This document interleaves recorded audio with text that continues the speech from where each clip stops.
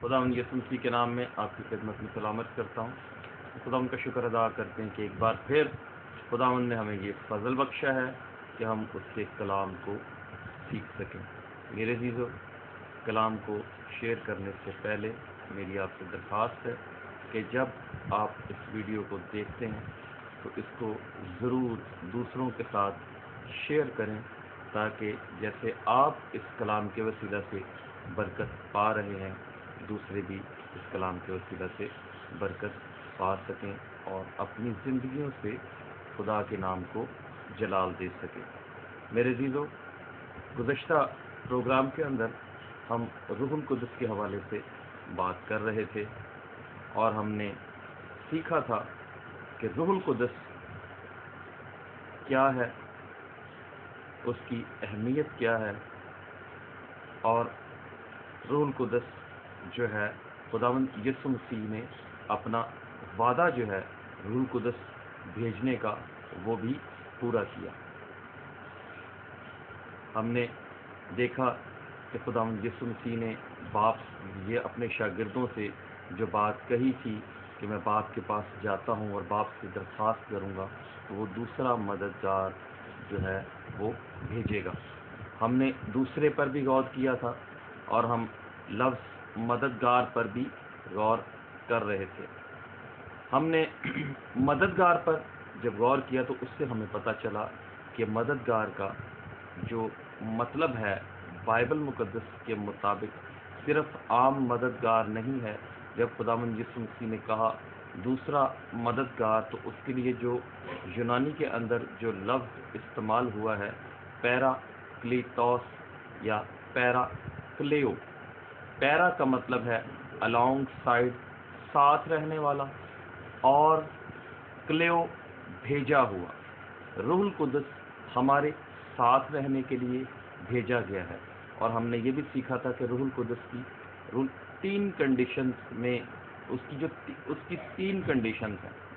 पहला, वो भेजा गया है हमारे साथ रहने के लिए, और दूसरा जो है वो भेजा गया है हमारे अंदर रहने के लिए, और तीसरा जो भेजा गया है वो हमारे ऊपर रहने के लिए। यानी कि रूहुल कुद्स हमारे साथ भी रहता है, हमारे अंदर रहता है और हमारे ऊपर रहता है। यानी कि रूहुल कुद्स हमेशा रहने के लिए, जैसे यीशु ने कहा कि वो अब तक तुम्हारे साथ रहेगा, वो हमेशा तुम्हारे साथ रहेगा।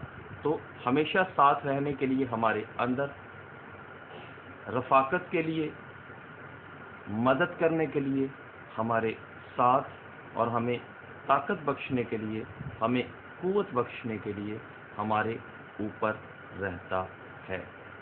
ये रूहुल कुद्स की तीन कंडीशन, और ये पैराक्लीटोस या पैराक्लेओ का मुकम्मल मतलब है, होल टीचिंग है ये पैराक्लीटोस की, हमारे साथ, हमारे अंदर और हमारे ऊपर। और उसके बाद हम ये सीख रहे थे कि रूहुल कुद्स जो है एक शख्सियत है, क्योंकि बहुत से लोग हैं जिनमें ख़ास तौर पर यहोवा विटनेस, जिनके बारे में हम पिछली दफ़ा थोड़ा सा मैंने जिक्र किया था कि यहोवा विटनेस जो है ये रूहुल कुद्स को शख्सियत नहीं मानते हैं, ये सिर्फ इसको एक क़ुव्वत मानते हैं। और यहोवा विटनेस के बारे में थोड़ा सा जिक्र मैंने ये किया था, और आप में से काफ़ी लोगों ने इसको सुना होगा कि मैंने इनके लिए एक लफ्ज़ इस्तेमाल किया था कि इनकी जो शाखें हैं, इनकी जो ब्रांचेज़ हैं यहोवा विटनेस की, ये इल्यूमिनाटीज़ के साथ मिलती हैं। इनकी जड़ें जो हैं ये इल्यूमिनाटीज़ में हैं। किस तरह से? क्योंकि इनका जो फाउंडर था, जिसका नाम चार्ल्स टेज रसल था, उसका ताल्लुक कल्ट्स के साथ था, इल्यूमिनाटीज़ के साथ था। तो इसी वजह से मैंने इनके बारे में जब तहकीक की, इनके बारे में मुकम्मल रिसर्च की, मैंने आपसे कहा था जब स्पेशल इनके लिए यहोवा विटनेस के ऊपर, इनकी तालीम के ऊपर जब मैं वीडियो बनाऊंगा तो आपको इसकी मुकम्मल तफसील मैं बताऊंगा। तो बहरहाल इनका मानना ये है कि रूहुल कुद्स जो है ये सिर्फ एक ताकत है, कि ये शख्सियत नहीं है। थोड़ी सी बात हमने की थी, आज ज़रा उसी बात को हम वाज़े करेंगे और सीखेंगे कि रूहुल कुद्स واقعی ایک شخصیت ہے یا نہیں. جب ہم روح القدس کے بارے میں بائبل مقدس کا مطالعہ کرتے ہیں شخصیت ہونے کے حوالے سے، تو ہمیں یہ پتہ چلتا ہے کہ تمام ہیومن ایٹریبیوٹس، یعنی کہ وہ تمام باتیں جو ایک شخص کے اندر ہوتی ہیں.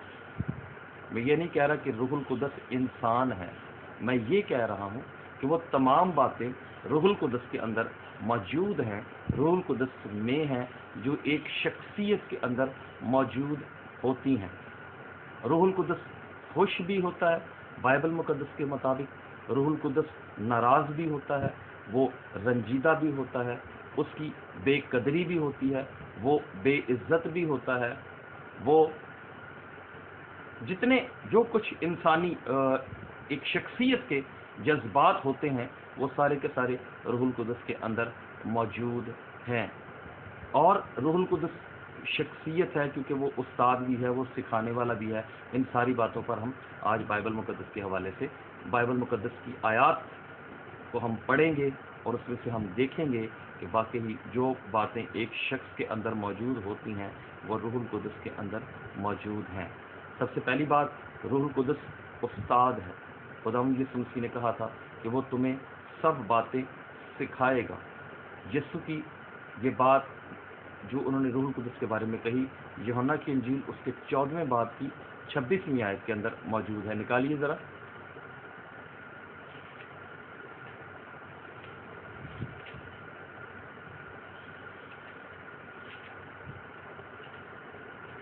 جی، مقدس یوحنا رسول کی معرفت لکھی گئی خداوند یسوع مسیح کی انجیل ہے، اس کا 14واں باب ہے اور اس کی 26ویں آیت ہے. جی پڑھیے.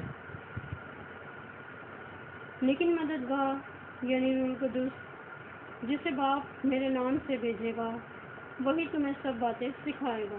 وہی تمہیں سب باتیں سکھائے گا جسے باپ میرے نام سے بھیجے گا. وہ مددگار کا لفظ استعمال ہوا ہے جو تمہارے ساتھ رہتا ہے، جو تمہارے ساتھ رہے گا، جو تمہارے اندر ہوگا، جو تمہارے اوپر ہوگا. وہ تمہیں سب باتیں سکھائے گا. روح القدس سکھانے والا ہے. روح القدس استاد ہے جو آپ کو سکھاتا ہے. جس طرح سے استاد آپ کو سکھاتا ہے کہ آپ نے کس طرح سے کرنا. استاد آپ کے لیے کرتا نہیں ہے لیکن وہ آپ کو سکھاتا ہے. سنگر، اگر کوئی کسی کو گانے کا شوق ہے، وہ اس کا اگر کوئی گانے والا استاد ہے تو اس کو وہ ٹپس دیتا ہے، اس کو وہ طریقہ کار بتاتا ہے کہ کس طرح سے گانا ہے. وہ جو استاد ہوتا ہے، وہ جو میوزک ٹیچر ہوتا ہے، وہ جو سنگنگ ٹیچر ہوتا ہے، وہ آپ کے لیے گاتا نہیں ہے بلکہ آپ کو طریقہ کار بتاتا ہے، آپ کو سکھاتا ہے کہ آپ نے کس طرح سے اپنے گلے کا استعمال کرنا ہے، کس طرح سے اپنی فیلنگ کا آپ نے استعمال کرنا ہے. بہت ساری چیزیں آپ کو استاد بتاتا ہے، کرنا آپ کو ہی ہوتا ہے. جب کوئی استاد ہمیں سکھاتا ہے تو کرنا ہمیں ہی ہوتا ہے. وہ ہمیں بتاتا ہے، ہمیں طریقہ کار بتاتا ہے، کرتے ہم خود ہی ہیں. روح القدس بھی ہمارا استاد ہے جو ہمیں سکھاتا ہے، جو ہمیں کلام کو بیان کرنا سکھاتا ہے، جو ہمیں پرستش کرنا سکھاتا ہے، جو ہمیں دعا کرنا سکھاتا ہے. روح القدس ہمارا استاد ہے. روح القدس تربیت کرنے والا ہے. آئیے ایک اور حوالہ ہم پرانے عہد نامے کے اندر سے دیکھیں گے. نہمیہ کی کتاب ہے، اس کا 9واں باب ہے اور اس کی 20ویں آیت. اور تو نے اپنی نیک روح بھی ان کی تربیت کے لیے بخشی. اور تو نے اپنی نیک روح بھی ان کی تربیت کے لیے بخشی. یعنی کہ پاک روح جو ہے یہ تربیت بھی کرتا ہے، سکھاتا ہے، تربیت کرتا ہے. جیسے ایک استاد کا کام نہ صرف سکھانا ہوتا ہے بلکہ تربیت کرنا بھی ہوتا ہے. تو بائبل مقدس کے مطابق نہ صرف روح القدس سکھاتا ہے بلکہ ایک مکمل استاد ہے. وہ آپ کو سکھاتا بھی ہے، وہ ہمیں سکھاتا بھی ہے اور ہماری تربیت بھی کرتا ہے. روح القدس استاد کی مانند ہمیں سکھاتا اور ہماری تربیت کرتا. اب ہم روح القدس کے جذبات کے بارے میں ہم غور کریں گے کہ روح القدس جو ہے وہ غمگین بھی ہوتا ہے، اس کو دکھ بھی ہوتا ہے، اس کو تکلیف بھی ہوتی ہے، کیونکہ وہ ایک شخصیت ہے. ہم یہ بات کر رہے ہیں روح القدس ایک شخصیت ہے. جب وہ شخصیت ہے تو اس کو غم بھی ہوتا ہے. آئیے دیکھیں ذرا یسایا کی کتاب، یسایا نبی کا صحیفہ ہے، اس کا 63واں باب ہے اور اس کی 10ویں آیت ہے. جی پڑھیے. لیکن وہ باغی ہوئے اور انہوں نے اس کی روح القدس کو غمگین کیا. وہ باغی ہوئے اور انہوں نے اس کی روح قدوس کو غمگین کیا.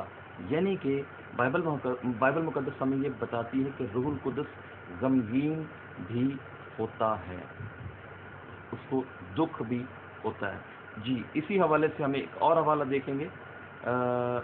افسیوں کا خط ہے، اس کا 4واں باب ہے اور اس کی 30ویں آیت ہے.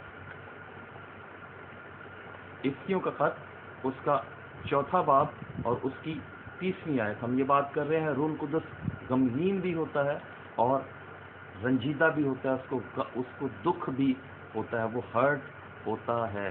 جی پڑھیے 4 باب کی 30ویں آیت. افسیوں کا خط ہے، 4واں باب اور اس کی 30ویں آیت.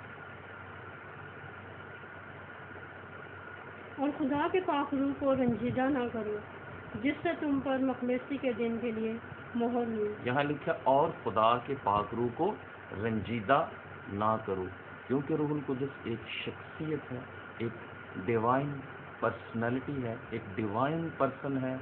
وہ رنجیدہ بھی ہوتا ہے، اس کو وہ غمگین بھی ہوتا ہے، وہ رنجیدہ بھی ہوتا ہے. اس کی بے قدری بھی ہوتی ہے، اس پر کفر بھی، اس کے خلاف کفر بھی بکا جاتا ہے. خدا یسوع مسیح نے فرمایا متی کی انجیل کے 12ویں باب کی 31ویں آیت کے اندر لکھا ہوا ہے، ذرا پڑھیے گا. اس کے خلاف کفر بھی بکا جاتا ہے. لوگ اس کے خلاف کفر بھی بکتے تھے. طاقت کے خلاف کفر نہیں ہوتا، ایک شخصیت کے خلاف کفر بکا جاتا ہے. دیکھیے ذرا جلدی سے، متی کی انجیل ہے 12ویں باب کی 31ویں آیت.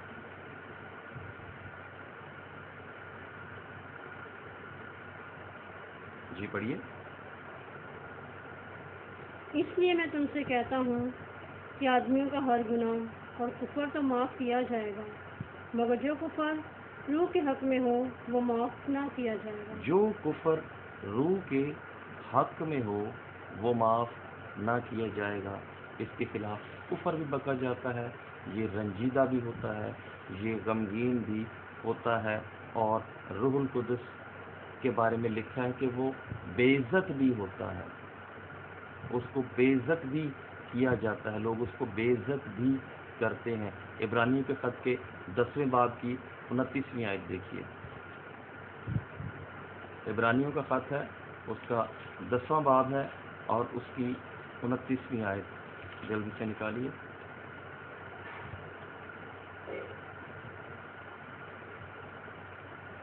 تو خیال کرو کہ وہ شخص کس قدر زیادہ سزا کے لائق ٹھہرے گا جس نے خدا کے بیٹے کو پامال کیا اور عہد کے خون کو جس سے وہ پاک ہوا تھا ناپاک جانا اور فضل کے روح کو بے عزت کیا. اور فضل کے روح کو بے عزت کیا. روح القدس کو بے عزت بھی کیا جاتا ہے. میں نے آپ سے شروع میں کہا تھا کہ وہ تمام خوبیاں جو ایک شخص کے اندر موجود ہوتی ہیں وہ روح القدس کے اندر پائی جاتی ہیں، پاک روح کے اندر پائی جاتی ہیں.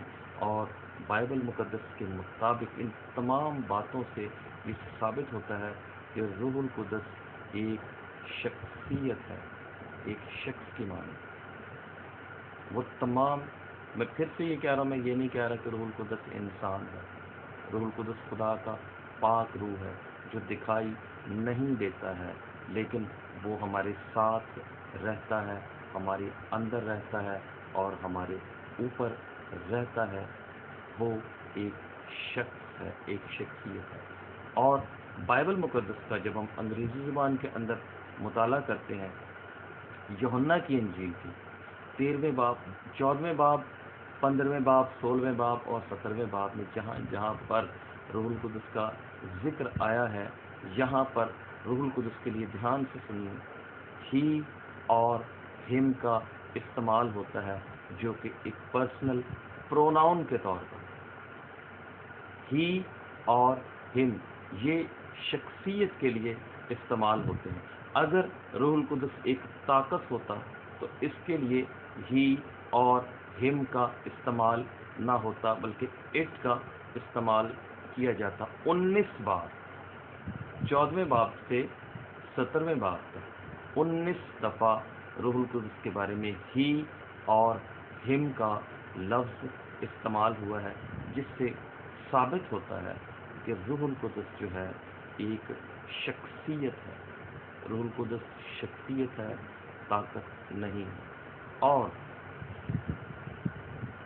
دوسری بات، روح القدس کی جو طاقت ہے وہ کوئی عام، اب ہم روح القدس کی طاقت کے بارے میں بات کریں گے۔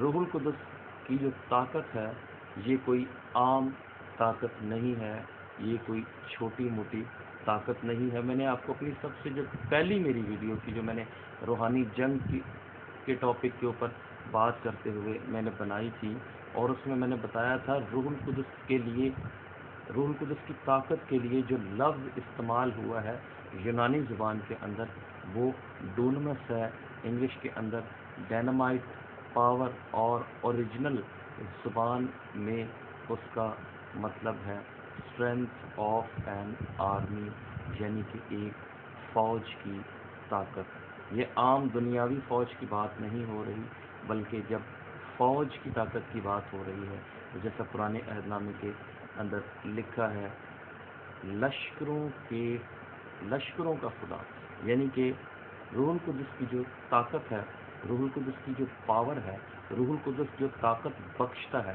روح القدس بذات خود طاقت نہیں ہے، بلکہ ایک شخصیت ہے، لیکن روح القدس طاقت بخشتا ہے۔ روح القدس کی جو طاقت ہے یہ کوئی چھوٹی موٹی طاقت نہیں ہے، یہ کوئی تھوڑی بہت طاقت نہیں ہے، بلکہ یہ ایک بڑی فوج کی طاقت، یہوہ پاک خدا جو کہ لشکروں کا خدا ہے، اس لشکروں کے خدا کی فوج کی طاقت ہے روح القدس۔ ہم اس کو کس طرح سے سمجھتے ہیں؟ یہ فوج کی طاقت ہے۔ جس زندگی کے اندر روح القدس کی طاقت ہوتی ہے، روح القدس آرام سے بیٹھنے نہیں دیتا، وہ آپ کو آگے سے آگے لے کر جاتا ہے۔ خداوند یسوع مسیح کا جلال ظاہر کرتا ہے، خداوند یسوع مسیح کی گواہی دیتا ہے، اس کے کلام کو بیان کرنے میں مدد کرتا ہے، اس کا کلام سکھاتا ہے، انسان کی روحانی ترقی ہوتی ہے۔ روح القدس کو تھوڑی بہت طاقت نہیں ہے۔ میرے عزیزو، آئندہ آنے والی ویڈیو جو کہ میں بہت جلد اپلوڈ کروں گا، اس میں آپ کو بتاؤں گا کہ روح القدس جب اس دنیا کے اندر نازل ہوا، جب کلیسیا پر روح القدس کا نزول ہوا، تو اس سے پہلے دنیا کی جو حالت ہے وہ کیا تھی۔ جب آخری کتاب خدا نے آخری دفعہ ملاکی نبی سے جب کلام کیا، اس کے بعد خدا 400 سال تک خاموش رہا۔ اس وقت سے لے کر روح القدس کے نزول سے پہلے تک دنیا کی کیا حالت تھی، دنیا کن حالات میں سے گزر رہی تھی، اور جب روح القدس نازل ہوا تو کیا ہوا، کس طرح سے خدا نے کام کرنا شروع کیا، یہ ہم آئندہ آنے والی ویڈیو کے اندر دیکھیں گے۔ ہم ایک اور بات جس کا ہم ذکر کریں گے، جب روح القدس، ایک اور بحث ہے روح القدس کے بارے میں کہ جب روح القدس نازل ہوا تو وہ زبانیں اس وقت جو لوگ بول رہے تھے ان کو تو سمجھ آ رہی تھی، سب کو سمجھ آ رہی تھی، اور آج جو زبانیں بولی جاتی ہیں اس کی کسی کو سمجھ نہیں آتی، تو اس لیے یہ زبانیں درست نہیں ہیں۔ ہم اس ٹاپک پر بھی بات کریں گے اور اس کی ہم وضاحت کریں گے کہ اس وقت کیا ہوا تھا اور آج کے دور میں کیا ہوتا ہے۔ میں آپ کو ایک بات بتا دینا چاہتا ہوں، اپنے ذہن میں رکھیں اور اس کو اپنے دل کی تختی پر لکھ لیں۔ خدا نے اپنے کلام کو منسوخ نہیں کیا ہے، خدا کا کلام آج بھی پورا ہوتا ہے۔ روح القدس کی نعمتیں غیر زبانوں کے ساتھ آج بھی موجود ہیں۔ ہم اس بات کے اوپر تھوڑی سی تفصیلاً بات کریں گے اور آپ کو بتائیں گے کہ اس وقت کیا ہوا تھا کہ لوگوں کو یہ ساری بات جو کچھ وہ کر رہے تھے ان کو سمجھ میں آ رہی تھی۔ اور پہلی بات جس کا ہم ذکر کریں گے کہ روح القدس کے آنے سے کیا ہوا۔ میرے عزیزو، میں آپ سے درخواست کرتا ہوں کہ ایک دفعہ پھر سے کہ جب بھی آپ اس ویڈیو کو دیکھتے ہیں تو اس کو ضرور دوسروں کے ساتھ شیئر کریں، تاکہ جیسے آپ برکت پا رہے ہیں دوسرے لوگ بھی اس سے برکت پا سکیں اور اپنی زندگیوں سے خدا کے نام کو جلال دے سکیں۔ میں جتنے حوالے آپ کو بتاتا ہوں، اگر آپ کو کوئی بات سمجھ میں نہیں آتی ہے تو آپ کامنٹس میں لکھ کر ضرور بتا سکتے ہیں کہ آپ کو یہ بات پسند آئی ہے یا نہیں آئی، یا جو بات آپ کہہ رہے ہیں یہ اس طرح سے نہیں اس طرح سے ہے، تو میں ضرور کوشش کروں گا کہ آپ کو اس بات کا جواب جو ہے وہ مناسب طور پر بائبل مقدس کے مطابق دیا جا سکے۔ میرا ایمان ہے کہ آج کے کلام کے وسیلہ سے آپ سب نے برکت پائی ہوگی۔ خدا ان کا ہم شکر ادا کرتے ہیں، خدا ان اس کلام کے وسیلہ سے ہم سب کو برکت بخشے۔ آمین۔